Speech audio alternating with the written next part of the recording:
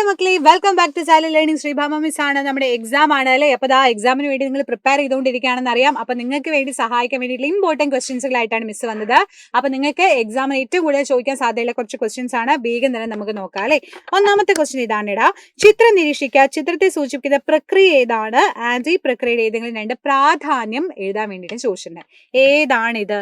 Picture കണ്ടാൽ തന്നെ അറിയാം. സൂര്യപ്രകാശം ഉണ്ട്, പ്ലാന്റ് ഉണ്ട്. ഏതാ വരാ? ഫോട്ടോസിന്തസിസ് ആണ്, അല്ലെങ്കിൽ പ്രകാശ സംശ്ലേഷണമാണ് അല്ലെ. എന്താണ് പ്രകാശ സംശ്ലേഷണം എന്ന് പറഞ്ഞാൽ? ഇലകളിൽ അവർ ഫുഡ് പ്രിപ്പയർ ചെയ്യുന്നു. സസ്യങ്ങള് ഇലകളിൽ വെച്ചിട്ട് സ്വന്തമായിട്ട് ആഹാരം പ്രിപ്പയർ ചെയ്യുന്ന ആളുകളാണ്. അതിനവർക്ക് കുറച്ച് സാധനങ്ങൾ ആവശ്യമാണ്. അന്തരീക്ഷത്തിൽ നിന്ന് കാർബൺ ഡൈ ഓക്സൈഡ്, പിന്നെ ജലവും ലവണങ്ങളും വേരിൽ നിന്ന് വലിച്ചെടുത്തു. താഴേന്ന് വന്നു, മുകളിൽ നിന്ന് വന്നു. പിന്നെ പ്രകാശ സംശ്ലേഷണ പേര് പറയുമ്പോൾ തന്നെ നമുക്കറിയാം എന്തൊക്കെ ആവശ്യമായിട്ടുണ്ടടാ. സൂര്യപ്രകാശം, sunlight is very very important. അപ്പൊ plant make food using carbon dye oxide, water and they use energy from sunlight. അങ്ങനെ വന്നിട്ട് അവർ ഫുഡ് പ്രിപ്പയർ ചെയ്യാൻ തുടങ്ങുന്നു. അപ്പോഴേക്കും ഇലയ്ക്ക് നല്ല പച്ച കളറല്ലേ? സാധാരണ ഇലകൾക്കൊക്കെ പച്ച കളറല്ലേ? എന്തുകൊണ്ടാ? അതിനകത്തുള്ള ഒരു ക്ലോറോഫിൽ എന്ന് പറയുന്ന സാധനമാണ് ഇതിനെ സഹായിക്കുന്നത്. മൂപ്പരെ കൂടെ നമുക്ക് എന്തിനാവശ്യമുണ്ട്? നമ്മുടെ ഈ ഫോട്ടോസിന്തസിസിന് ആവശ്യമുണ്ട്. ഇതെല്ലാം കൂടിയിട്ട് ഇലയിൽ വെച്ച് സ്വന്തമായിട്ട് അവർ ഫുഡ് പ്രിപ്പയർ ചെയ്യുന്നു. ഇപ്പൊ നമ്മുടെ കിച്ചൺ പോലെ അവരുടെ ഇലയാണ് അവരുടെ അടുക്കള എന്ന് പറയുന്നത്. എന്നിട്ട് അവർ ഫുഡ് പ്രിപ്പയർ ചെയ്യുന്ന പ്രോസസ്സാണ് ഫോട്ടോസിന്തസിസ് അല്ലെങ്കിൽ പ്രകാശ സംശ്ലേഷണം എന്ന് പറയുന്നത്. അപ്പൊ അവര് ഉള്ളിലോട്ടെടുത്ത കാർബൺ ഡൈ ഓക്സൈഡ് അല്ലെ. പക്ഷെ ഇത് കഴിഞ്ഞതിന് ശേഷം, ഈ പറഞ്ഞ പ്രകാശ സംശ്ലേഷണം കഴിഞ്ഞതിന് ശേഷം അവർ പുറത്തുവിടുന്ന വാതകം ഏതാ ചോദിച്ചാൽ നിങ്ങൾ പറയണം ഓക്സിജൻ. നമ്മൾ ശ്വസിക്കുന്ന ഓക്സിജൻ ഇല്ലേടാ, അത് ഇതിന്റെ ഫലമായിട്ടാണ് ഉണ്ടാകുന്നത്. സോ അവര് എന്താണ്? ഫോട്ടോസിന്തസിസിന്റെ ഭാഗമായിട്ട് പുറത്തുവിടുന്ന വാതകമാണ് ഓക്സിജൻ എന്ന് പറയുന്നത്. ക്ലിയർ ചെയ്ത് പഠിച്ചോ? കാർബൺ ഡൈ ഓക്സൈഡ്, വാട്ടർ, സൺലൈറ്റിന്റെ ക്ലോറോഫിലിന്റെ പ്രസൻസിൽ ഓക്സിജനും ഗ്ലൂക്കോസും ആയിട്ട് മാറുന്നു. ഈ ഗ്ലൂക്കോസ് ആണ് അവരുടെ ഫുഡ് എന്ന് പറയുന്നത് കേട്ടോ. ഇത് പഠിക്കാൻ സിമ്പിൾ ആണ്. ഒരു പാട്ട് വെച്ച് പഠിച്ചോ. കാർബൺ ഡൈ ഓക്സൈഡും ജലവും കൂടിയാൽ എന്താണ് ഉണ്ടാവുക? സൂര്യപ്രകാശം ഹരിതകവും കൂടെ തന്നെ ഉണ്ടല്ലോ. എല്ലാം തന്നെ കൂടെ പിന്നെ എന്താണ് ഉണ്ടാവുക? ഫോട്ടോസിന്തസിസ്. കണ്ടോ? സിമ്പിൾ ആയിട്ട് പഠിക്കാം. Very important. അടുത്തത്, ഇവിടെ കളർ തന്നിട്ട് പിഗ്മെന്റ് തന്നിട്ടുണ്ട്. ഇത് ഏതാണെന്ന് വിട്ടുപോയ ഭാഗം കണ്ടോ. കുറെ എണ്ണത്തിൽ ഇവിടെ ഒന്നും തന്നിട്ടില്ല. അത് ഏതാണെന്ന് ചോദിച്ചേക്കുന്നത്. ആന്തോസയാനിൻ ഏതാ മക്കളെ വരിക? നമ്മുടെ ചുവന്ന ചീരയിലൊക്കെ വരുന്ന സാധനമാണ്. ചുവപ്പ് കളർ കൊടുക്കുന്ന സാധനമാണ് അല്ലെ. അതുപോലെ പച്ച കളർ കൊടുക്കുന്നത് ക്ലോറോഫിലാണ്. നമ്മൾ ഓൾറെഡി പറഞ്ഞു കഴിഞ്ഞ കാര്യമാണ്. അങ്ങനെ ഓരോ ഇലകൾക്കും ഓരോരോ കളറുകൾ വരാനുള്ള റീസൺ അതിനകത്തുള്ള പിഗ്മെന്റ്സുകളാണ്. ആന്തോസയാനിൻ എന്ന് പറഞ്ഞ റെഡ് കളർ ആണെങ്കിൽ യെല്ലോയിഷ് ഓറഞ്ച് കളർ കൊടുക്കുന്നത് കരോട്ടിൻ ആണ്. സാന്തോഫില് യെല്ലോ കളറുമാണ് കൊടുക്കുന്നത്.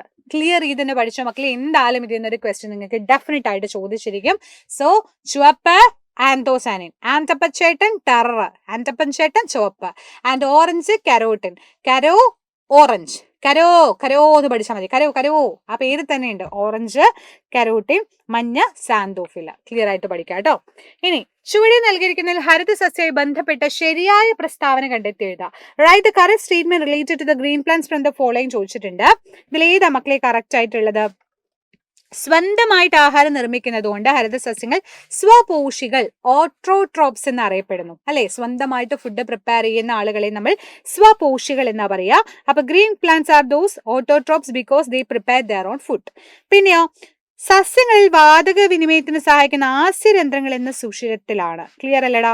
അതാ gaseous exchange take place in the plants through the small pores. നമുക്കറിയാം നമ്മുടെ ഇലകളിൽ ചെറിയതായിട്ടുള്ള ഈ പോറുകളുണ്ട്, ഓട്ടകളുണ്ട് അല്ലെ. ചെറിയതായിട്ടുള്ള സുഷിരങ്ങളുണ്ട്. അതുവഴിയാണ് ഗ്യാസ് ഉള്ളിലേക്ക് വരും, പുറത്തു പോകുക ചെയ്യുക.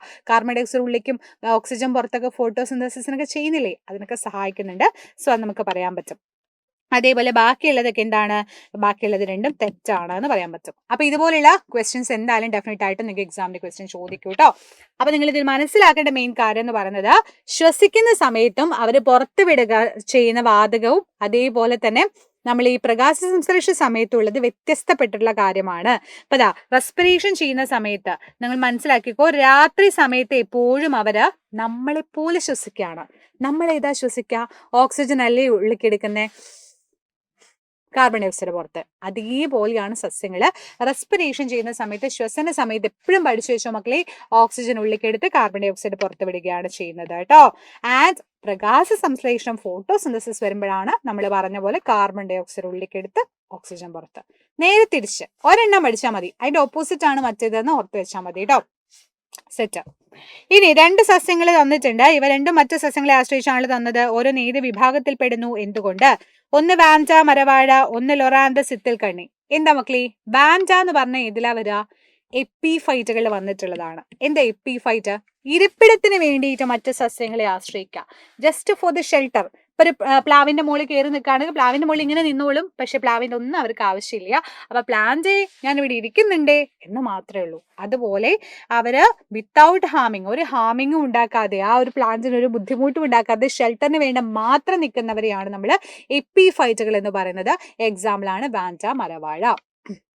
അതേ സമയത്ത് ലൊറാന്തസ്, ഇത്തിൽക്കണ്ണി, അതുപോലെ കസ്ക്യൂട്ട, മൂടില്ല താളിയൊക്കെ ആണെങ്കിലോ ഇവന്മാരൊക്കെ പാരാസൈറ്റിക് പ്ലാന്റ്സ് ആണ്. പാരകളാ എന്ന് പഠിച്ചാൽ മതി. എന്താ പാരകളാ പറയാൻ കാരണം? ഏത് സസ്യത്തിന് മുകളിൽ നിൽക്കുന്നോ ആ സസ്യം നശിച്ചു. ഇപ്പൊ ഒരു മാവിന്റെ മുകളിലാണ് ഇത്തിൽക്കണ്ണി നിൽക്കുന്നെങ്കിൽ ഇത്തിൽക്കണ്ണി മാവിന് വേണ്ട പോഷണവും അതുപോലെ ന്യൂട്രീഷൻസും കംപ്ലീറ്റ് വലിച്ചെടുക്കും. അപ്പൊ ആദ്യത്തെ സസ്യത്തിന് ജലവും ലവണമൊക്കെ വലിച്ചെടുക്കും. എന്നിട്ട് അവർ സ്വന്തമായിട്ട് ഫുഡ് പ്രിപ്പയർ ചെയ്യും. അങ്ങനെയുള്ളതിനെ സെമി പാരാസൈറ്റ് എന്നാണ് പറയാ കേട്ടോ. എന്താണ് സെമി പാരാസൈറ്റ്? പകുതി എന്നർത്ഥം. സെമി എന്ന് പറഞ്ഞാൽ പകുതി. സെമി ഫൈനൽ എന്നൊക്കെ കേട്ടിട്ടില്ലേ? ഫൈനലിന് മുമ്പുള്ള സ്റ്റേജ്. അതുപോലെ സെമി ഫൈനൽ സെമി പാരാസൈറ്റ് എന്ന് പറയുന്ന സമയത്ത് നമ്മുടെ ഈ ലൊറാന്തസ് പോലെയുള്ള സാധനം പകുതി വലിച്ചെടുത്ത് സ്വന്തമായിട്ട് ഫുഡ് പ്രിപ്പയർ ചെയ്യുന്നു. അതേ സമയത്ത് കസ്ക്യൂട്ട, മുടിലത്താളി ആണെങ്കിലോ കംപ്ലീറ്റിനെയും വലിച്ചെടുക്കുകയാണ് ചെയ്യുന്നത് അല്ലെ. എന്ന് വെച്ചാൽ പൂർണ്ണമായിട്ടും വലിച്ചെടുക്കുന്നതിന് നമ്മൾ പൂർണ്ണ പരാതം എന്നാണ് പറയാം. അതിന് എക്സാമ്പിൾ ആണ് കസ്ക്യൂട്ട അല്ലെങ്കിൽ മൂടില്ലാത്താളി എന്ന് പറയുന്നത് കേട്ടോ. സോ ഇവർ രണ്ടും നിൽക്കുന്ന പ്ലാന്റ്സിന് ബുദ്ധിമുട്ടുണ്ടാക്കുന്ന സാധനങ്ങളാണ്. പൂർണ്ണപരാതവും അർത്ഥപരാതവും ഏത് പ്ലാന്റിന്റെ മുകളിലാണോ നിൽക്കുന്നത് അതിനെ കംപ്ലീറ്റ് ആയിട്ട് നശിപ്പിക്കുന്നതാണ് എന്ന് നിങ്ങൾ എന്ത് ചെയ്യുക, മനസ്സിലാക്കി വെക്കാം. റെഡി? അടുത്ത ക്വസ്റ്റ്യൻ നോക്കൂ. താഴെ കൊടുത്തിട്ടുള്ള വസ്തുക്കളെ അനുയോജ്യമായ വിധം പട്ടികപ്പെടുത്താൻ വേണ്ടിയിട്ടാണ് ക്വസ്റ്റ്യൻ ചോദിച്ചിരിക്കുന്നത്. List the following items appropriate headings വെച്ചിട്ട് നിങ്ങളോട് ഫിൽ ചെയ്യാൻ വേണ്ടി ചോദിച്ചിട്ടുണ്ട്. അപ്പൊ അതാ ലീഫ്, വാക്സ്, ഐസ്, കോയിന്, അയേൺ നീല, ലീഫ്, ബലൂണ്, വുഡ് പീസ് പോലുള്ള കുറേ സാധനം നിങ്ങൾക്ക് തന്നിട്ടുണ്ട്.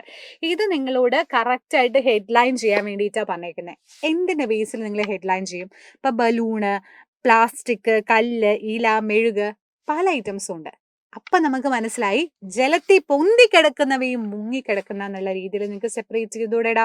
ഇപ്പൊ എക്സാമ്പിൾ പറയുകയാണെങ്കിൽ ഫ്ലോട്ടിംഗ് ആൻഡ് സിങ്കിങ് ഐറ്റംസ് കുറേ ഉണ്ട്. ഇപ്പൊ നമ്മുടെ പ്ലാസ്റ്റിക് പോലെയുള്ള ചെറിയ ഐറ്റംസ് ഒക്കെ ആണെങ്കിൽ അത് വെള്ളത്തിൽ പൊന്തിക്കിടക്കാണ് ചെയ്യുക. അതേ സമയത്ത് വലിയൊരു കട്ടയായിട്ടുള്ള ഒരു കല്ലാണ് വെച്ചതെന്നുണ്ടെങ്കിലോ അത് മുങ്ങിക്കിടക്കാണ് ചെയ്യുക അല്ലേ. സോ മുങ്ങിക്കിടക്കുന്നവയ്ക്ക് എക്സാമ്പിൾ ആണ് സ്റ്റോണ്, കോയിന്, അയേൺ നീലൊക്കെ. പൊന്തിക്കിടക്കുന്ന ഫ്ലോട്ട് ചെയ്യുന്ന എക്സാമ്പിൾ ആണ് balloon, wood piece, plastic, leaf, wax, ice പോലെയുള്ള സാധനങ്ങൾ പൊന്തിക്കിടക്കുന്നവയുമാണ്. സെറ്റ് അല്ലടാ? റെഡി? അപ്പൊ ആ ക്വസ്റ്റ്യന് നമ്മൾ ക്ലിയർ ആയിട്ട് ആൻസർ ചെയ്തു. അടുത്ത ഇമ്പോർട്ടന്റ് ക്വസ്റ്റ്യൻ, ജലം ഒരു സാർവിക ലായകമാണ്, ഇതിന് ഏത് പ്രസ്താവനയാണ് അനുയോജ്യം? വിച്ച് സ്റ്റേറ്റ്മെന്റ് ഇസ് കറക്റ്റ് ചോദിച്ചു. Abundant on air, many substance can dissolve, ഇതല്ലേ കറക്റ്റ്? ബി തന്നെയല്ലേ കറക്റ്റ്? ധാരാളം പദാർത്ഥങ്ങളെ ലയിപ്പിക്കാൻ കഴിയുന്നു എന്ന് പറയുന്നത് തന്നെയാണ് സാർവിക ലായകം എന്ന് പറയുന്നത്. അപ്പൊ വെള്ളത്തിന്റെ കേസ് പറഞ്ഞ ഉപ്പിനെ ലയിപ്പിക്കുന്നു, പഞ്ചസാരയെ ലയിപ്പിക്കുന്നു, പല സാധനങ്ങളിൽ ഇട്ട മാക്സിമം എല്ലാ സാധനങ്ങളെയും ലയിപ്പിക്കാൻ പറ്റും. അപ്പൊ കൂടുതൽ വസ്തുക്കളെ ലയിപ്പിക്കാനുള്ള ഒരു കഴിവുള്ള ആളാണ് നമ്മുടെ വാട്ടർ എന്ന് പറയുന്നത് അല്ലെ. So water is A solvent which dissolve large number of substances, hence water is known as universal solvent. അതുകൊണ്ട് തന്നെ വെള്ളം സാർവിക ലായകം, പേര് തന്നെ ഉണ്ട്, കുറേ വസ്തുക്കളെ ലയിപ്പിക്കാനുള്ള കഴിവുള്ള ആളായതുകൊണ്ടാണ് യൂണിവേഴ്സൽ സോൾവെന്റ് എന്ന് വാട്ടർ അറിയപ്പെടുന്നത്. ഇതും ക്ലിയർ ചെയ്തിട്ട് എന്ത് ചെയ്യുക, പഠിച്ചു വയ്ക്കാം. സെറ്റ്. ഇനി ഒരു ടേബിൾ തന്നിട്ടുണ്ട്, ഇത് നിങ്ങൾ കംപ്ലീറ്റ് ചെയ്യാനാണ് ചോദിച്ചേക്കുന്നത്. പഞ്ചസാര ലായനി, പഞ്ചസാരയിൽ എന്തോ ലയിപ്പിച്ചപ്പോ വന്നു, സോഡാ വെള്ളത്തിന് എന്തോ ലയിപ്പിച്ചപ്പോ വന്നു. ഇതെന്താ മക്കളെ നമുക്ക് ഹെഡ്ലൈൻ കൊടുക്കാൻ പറ്റുക? ജലം ജലം ജലം, വാട്ടർ വാട്ടർ ഉണ്ടെങ്കിൽ നിങ്ങൾ അപ്പൊ തന്നെ മനസ്സിലാക്കി വെച്ചോ, ഇത് നമ്മുടെ സോൾവെന്റ് ആണ് അല്ലെങ്കിൽ ലായകമാണ്. സൊല്യൂട്ട് അല്ലെങ്കിൽ കുറച്ചളവിൽ നമ്മൾ എടുക്കുന്ന സാധനമാണ് സൊല്യൂട്ട് അല്ലെങ്കിൽ ലീനം എന്ന് പറയുന്നത്. രണ്ടും കൂടെ കൂടിയതാണ് ലായനി എന്ന് പറയുന്നത്. അത് വെച്ച് ഹെഡ്ലൈൻ സെറ്റ് ആക്കി കൂടെ. ഇപ്പൊ ഒരു പഞ്ചസാര വെള്ളം എടുത്താല് പഞ്ചസാര ഇച്ചിരിയല്ലേ നമ്മൾ എടുക്കുള്ളൂ, വെള്ളമല്ലേ കൂടുതൽ എടുക്കുക. അപ്പൊ കുറച്ച് എടുക്കുന്ന സാധനമാണ് ലീനം എന്ന് പറയുന്നത്. അപ്പൊ ലയിക്കുന്ന ആ വസ്തു പഞ്ചസാരയാണ് ലയിക്കുന്നത്, ഉപ്പാണ് ലയിക്കുന്നത്, അതാണെങ്കിൽ അതാണ് എന്ത് പറയുന്നത്, ലീനം എന്ന് പറയുന്നത്. എന്തിലാണോ ലയിച്ചത് അതിനെ ലായകം എന്ന് പറയും. വെള്ളത്തിലാണോ നമ്മൾ ലയിപ്പിച്ചേ? മോസ്റ്റ്ലി എല്ലാതും വെള്ളത്തിലല്ലേ ലയിപ്പിച്ചേ. അപ്പൊ അത് കൂടുതലായിട്ട് നമ്മൾ എടുക്കുന്ന സാധനം അതാണ് ലായകം എന്ന് പറയുന്ന സോൾവെന്റ്. എന്നിട്ട് എന്തിലെല്ലാം കൂടെ ലയിച്ചുണ്ടാവുന്ന സാധനമാണ് സൊല്യൂഷൻ എന്ന് പറയുന്നത്. റെഡി? അപ്പൊ അത് വെച്ചിട്ട് നമുക്ക് ക്ലിയർ ആയിട്ട് അത് ആൻസർ ചെയ്യാൻ പറ്റും. A substance which dissolve is called solute and which ഇതിലാണോ സൊല്യൂട്ട് ഡിസോൾവ് ചെയ്യുന്നത് അതിനെ സോൾവെന്റ് എന്ന് പറയുന്നു. രണ്ടും കൂടെ ഫോം ചെയ്തതിനെ നമ്മൾ സൊല്യൂഷൻ എന്നും പറയുന്നു. അപ്പൊ നോക്കടാ, പഞ്ചസാര വെള്ളം, പഞ്ചസാര വാട്ടർ. അപ്പോൾ സൊല്യൂട്ട് എന്ന് പറയുന്നത് പഞ്ചസാര, ഇച്ചിരി അളവിൽ എടുത്തു, ലയിച്ചത് പഞ്ചസാര. സോൾട്ട് സൊല്യൂഷൻ ആണ്, നിങ്ങൾ ആലോചിച്ച് നോക്കുക, സോൾട്ട് ആണ് സൊല്യൂട്ട്. ആൻഡ് കാർബൺ ഡൈ ഓക്സൈഡ് ആണ് ഇതിന്റെ കേസ് വരിക, സോഡാ വെള്ളം. സോഡ നിങ്ങൾ എങ്ങനെ പൊട്ടിച്ചു നോക്കിയൊക്കെ, പൊട്ടിക്കുന്ന സമയത്ത് എന്ന് പറഞ്ഞ് പുറത്ത് വരുന്ന കണ്ടിട്ടില്ലേ, അത് ആക്ച്വലി കാർബൺ ഡൈ ഓക്സൈഡ് ആണ് കേട്ടോ. അപ്പൊ കാർബൺ ഡൈ ഓക്സൈഡ് എന്ന ഗ്യാസ് വാട്ടറിൽ ലയിപ്പിച്ചിട്ടാണ് എന്തുണ്ടാക്കിയിട്ടുള്ളത്, നമ്മുടെ സോഡാ വെള്ളം ഉണ്ടാക്കിയിട്ടുള്ളത് കേട്ടോ. പിന്നെ പൊട്ടാഷ്യം പെർമാംഗനേറ്റ് സൊല്യൂഷൻ ആണെങ്കിൽ കുറച്ച് നമ്മൾ പൊട്ടാഷ്യം പെർമാംഗനേറ്റ് ഡിസോൾവ് ചെയ്യിക്കുന്നു വാട്ടറിനകത്ത്. അപ്പൊ ഇങ്ങനെ സൊല്യൂട്ട്, സോൾവെന്റ്, സൊല്യൂഷൻ എന്ന് പറഞ്ഞാൽ ക്ലിയർ ചെയ്ത് നമുക്ക് ആൻസർ ചെയ്യാൻ പറ്റും. അപ്പൊ മക്കളെ, നമ്മുടെ എക്സാം വരാൻ പോകണേ, മിടുക്കരായിട്ട് തന്നെ എക്സാം എഴുതണം. അപ്പോൾ ഇനി വരുന്ന ഓരോരോ ക്ലാസ്സുകളും നിങ്ങൾക്ക് ആവശ്യമുള്ള ക്ലാസ്സുകളും കാര്യങ്ങളൊക്കെ നമുക്ക് പ്രൊവൈഡ് ചെയ്യുന്ന അടിപൊളി ബാച്ച് ഉണ്ട്, നമ്മുടെ പൃഥ്വി ബാച്ച്. പൃഥ്വി ബാച്ചിൽ ഇനി നിങ്ങൾക്ക് 2.0 ഒക്കെ സ്റ്റാർട്ട് ചെയ്യാൻ വേണ്ടിയിട്ട് പോവാണ്. പുതിയ ബാച്ചുകൾ, റിവിഷൻസും കാര്യങ്ങളൊക്കെ ആയിട്ട് ഇനി അങ്ങോട്ടേക്ക് കംപ്ലീറ്റ് നമ്മൾ ഉണ്ടായിരിക്കും. അപ്പൊ മിടുക്കരായിട്ട് ബാച്ചിൽ ജോയിൻ ചെയ്യാൻ വേണ്ടിയിട്ട് മറക്കണ്ട. 9995400800 എന്നുള്ള നമ്പറിൽ കോൺടാക്ട് ചെയ്താൽ മതി കേട്ടോ. അപ്പൊ വേഗം തന്നെ ജോയിൻ ചെയ്തോ, ടൈം ലിമിറ്റഡേ ഉള്ളൂ, വേഗം തന്നെ മിടുക്കരായിട്ട് ജോയിൻ ചെയ്യുക. അപ്പൊ wish you all the very best. നന്നായിട്ട് എക്സാം ചെയ്താൽ ഫുൾ മാർക്ക് സ്കോർ ചെയ്യാൻ പറ്റട്ടെ. All the best.